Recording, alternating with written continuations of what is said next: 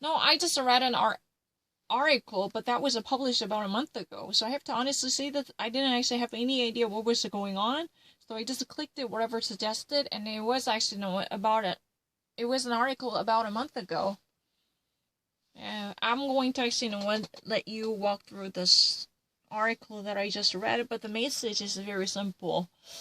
Mm, the Senate Judiciary Committee authorized its own right to subpoena the heads of the Silicon Valley Titans, like Facebook's Mark Zuckerberg and Twitter's Jack Dorsey, and Google's mother company Alphabet's Sundar Pichai. Because this particular Senate Judiciary pursuit has been relevant to the election fraud or suppression of information critical to the presidential election results at the time. This was following from the allegation that Twitter was actively suppressing the circulation of news related to Joe Biden's son, Hunter Biden. There was a suggestion that Jack Dorsey was really against the notion of spreading the malignant content related to Hunter Biden. So the Twitter message immediately blocked any comments that might allow people to add their notions or opinions or thinkings on the relevant stuff coming from the New York Post or anything related to Hunter Biden. The circulation of Hunter Biden's news was completely forbidden on the Twitter for a while. And this has been the case because, at the time, if you ever actually watch this in this article, even New York Post account was suspended. There is no chance that anyone can actually share opinions with the New York Post. And the New York Post depicted this situation as a hostility condition. That was like the hostility condition. By the way, New York Post is the company related to Rupert Murdoch's News Corporation, which is really the owner of the Wall Street Journal that I just read. And it has been actually written in the site. And there would be a talk about the Section 230, which is really the Communications Decency Act. Literally, it's about whether the governmental authorities can hold any spreader of the contents accountable legally by claiming the legal liabilities. Would that be possible? That's really the actual agenda on the table at this moment.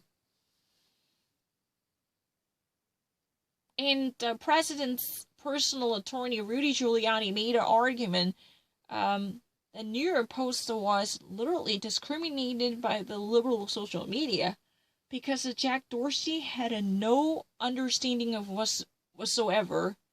But he eventually later came out to acknowledge his mistake, saying that he had no serious evidence to back up his proof that the content material, the source of the New York Post, was a hack job. Following from Rudy Giuliani, Jack Dorsey went on to have an interview with the satellite radio channel, and he said that he had no idea whether this was from a hacked sources or not. In the first place, Twitter blocked all this access that might come from conservatives or swing voters who might want to know more about Hunter Biden's scandal. However, this type of tag-ups and follow-ups and whatever type of association with the news from New York Post were blocked. The rationale behind this blockage was the New York Post reported on the news without having a properly recognized sources. Their gathered information were likely to be contaminated with the bogus contents from illegitimate hackers. This is against the Twitter's corporate policy those should be suspended, and no one should obtain any information from this type of dubious and questionable providers. That was really the reason there was the penalty given to the New York Post, because their own account was suspended. The New York Post on Twitter account was completely terminated temporarily. But this would eventually be unlocked if there would be any type of measures. But the Twitter clarified it, saying that if and only if the New York Post, Rupert Morris and New York Post would lift up this content material because of its dubious duplicity, then we could have finally lift up the sanction imposed on them, which is the blockage of the account. But the New York Post actually, acknowledged the circumstance as a hostile condition. It's really like a face-off, what you might expect to see from Argo. This hostile confrontation, because they believe that their journalism was threatened because of the ever-growing social media's domineering behavior. That's very interesting. That was one of the reasons why senators, especially from the Republican Party, were desperate to bring all this head figures, honchos of the tech companies, to be inquired. And that was really the reason why they scheduled this meeting. And eventually this hearing was conducted later. But I just actually obtained the past news. So October 22nd was really the indicated date for this possible hearing. And I just actually read it. It's not really that difficult. But if you ever actually read more articles about the Section 230, you would have noticed that Republicans and Democrats, they have a very different ideas about the Section 230. Republicans were really afraid of having their side of the story being suppressed. They think that liberal-minded social networks would like to put a damper on the fever that could ever be created by the content materials from the conservatives in the name of disinformation and misinformation. Because the most of the liberal-minded big shots in the Silicon Valley were afraid of having the revival of Donald Trump's Make America Great Again. This type of bogus, populistic demagogue should be suppressed. And they think that they have a power to take out content materials or contents or any type of uploads that might eventually fuel up this type of movement. But Democrats are also worried.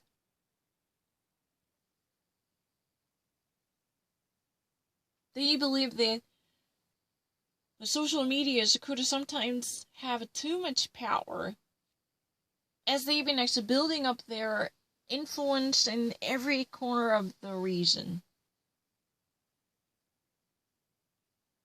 They would probably appreciate this controlling and editing power, but the thing is, Democrats also like to see certain legal responsibility shared from the social media networks. That means if there is any type of disinformation that is going on, then Facebook should claim a greater stake, or even actually take up much responsible position by self-cleansing the materials. If this type of negligence were to go on by spreading negative information or even unfounded, baseless claims from the Republican Party, especially Donald Trump's Steal the Election movement, then the actual heads of the social networks should also be equally punished for not doing anything about them. That's really the Democrats' viewpoints. They just really want social media networks or platforms should be more accountable in terms of taking immediate action for whatever user content's uploaded by their accounts. For instance, there was the TripAdvisor case. This is relatively a small or medium-sized company, but if there is any negative comment posted by any bogus traveler who just really wanted to do some bad damage to whatever hotel, And they can always abuse the system to shame this company. But the problem is TripAdvisor should be responsible for acknowledging the existence of comments like this. They should operate their fact-checking department to check up on the legitimacy of this comment, as if they've been sifting through every opinion submitted by any users to see whether that would be legitimate or not. That would be commercial driven or real customer experience ones. That's a problem. But if TripAdvisor failed to manage the contents on their website, and if these type of comments would create immediate harm and damage to whatever accommodating service, then they can file a lawsuit against TripAdvisor. This is really the ultimate goal of the Section 230. If there is any serious reform, it is very likely to be, tell the truth. Because any type of mushrooming toxic information should be better controlled and better monitored. That's the purpose of the Section 230's reform. Because so far, we gave it too much power to social network platforms by lodging much faith in their goodwill. We so far thought that, the social media network could probably serve the interests of the public. Let's try to actually believe in their good Samaritan spirit. That was really the very idea championed by the Congress against the court's decision to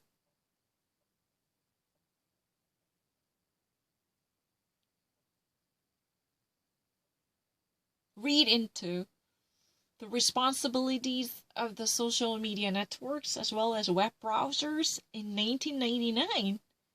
At that time, the internet culture was at its early incipient stage. So there were not many understanding of the follow-ups or even fallouts coming from the danger of enormous power given to social media. That was really the case. But right now, there was one agreement concerning the child pornography. Congress already passed a bill, and this would immediately be adopted with no serious opposition from any side of the party. If there is any type of improper lewd materials concerning children would pop up on the social media, and if these type of practices would be overlooked by the social media, then the relative authorities at the company could actually face a legal prosecution. That's really the bill. There should be a legal liability, and it was actually already passed. But the Section 230 would likely to be reformed to include a much greater responsibilities concerning a huge gamut of issues. Not just simply the criminal ideas, but any type of vague disinformation should also be cracked and then policed. If they ever actually, let this poisonous mushroom grow in their garden, they should take them out. Just like, if you actually have a pile of snow on a snowy days in front of your house, and then somebody stepped on it, and this person experienced a fracture of a femur, then you should actually pay a proper amount of damages, right? Because you actually failed to take care of your front yard, which could actually, be shared by other people. This is not just an private possession, because your front yard was somehow adjacent to the road, commonly used by other pedestrians. Then you should also share the responsibilities. This is a really similar notion. I can get that. So any type of toxic or poisonous or venomous materials constantly gaining their power on their social media platform, then the owners and the heads of the media should roll up their sleeves to pull them off and yank them out. Otherwise, people would actually be completely deranged because of this negligence. Before it gets too wrong, there should actually be needed responsibility recognized to urge them to do something before anything happens. But liberals are dedicated to preventing the resurrection of Donald Trump or dissemination of unfounded conspiracies. But Republicans are worried about these liberal-minded honchos and the bigwigs in the Silicon Valley would like to disseminate such pieces of news that might favor Democratic candidates. That's their concern. They definitely agree upon the reform of Section 230, the Communications Decency Act. Literally, it's giving, much stake at the goodwill and the good gesture of the social media, because they are more likely to serve the public interest. Even though they were commercial, private, for-profit companies, eventually they would have likely to pursue greater good for the rest of the community based upon the utilitarian morality, probably. That was in the very first place why the Section 230 was giving too much leeway to these internet companies, for sure. That's very interesting. I can understand that, doesn't matter. But eventually, but I don't want to actually mention this in Forza versus Facebook. Eventually, that was not at all heard at the Supreme Court because Clarence Thomas and many different justices were against the notion, so that eventually was rejected, thrown out of the court. It means there was no valid case